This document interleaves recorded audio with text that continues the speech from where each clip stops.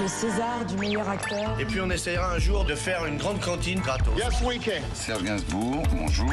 Il n'y a eu qu'un vainqueur, c'est l'espoir. Europe 1.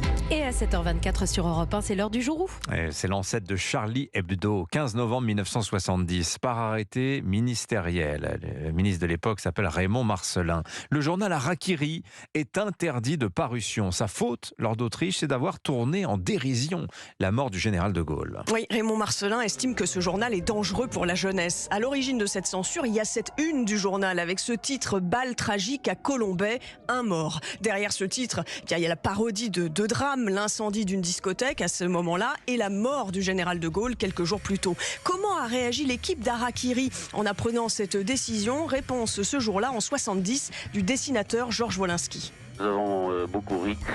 Cette fois-ci, nous ne savons pas du tout où nous allons et ce que nous allons faire. C'est un journal d'humour, tout simplement, dit Wolinski. L'humour, c'est l'intelligence. Et nous essayons de nous adresser à des gens aussi intelligents que nous, au moins. Nous ne prenions pas les gens pour des imbéciles, ce qui est une chose rare. Dans la presse, on s'indigne contre cette censure, mais une semaine plus tard, l'équipe du journal trouve une parade. Il relance l'aventure sous un autre nom en créant Charlie Hebdo. Mais Harakiri revient quelque temps après, édité alors une fois par mois.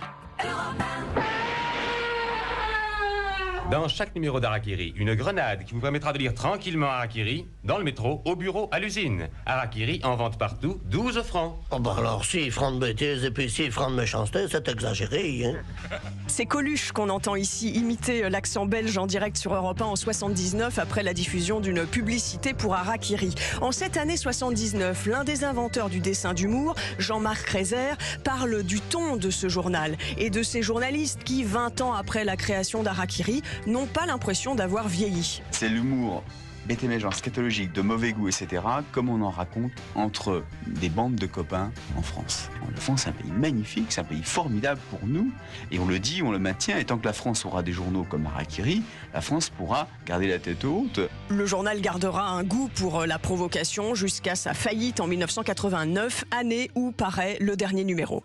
La réalisation sonore, Sébastien Guidis. Merci Lord d'Autriche.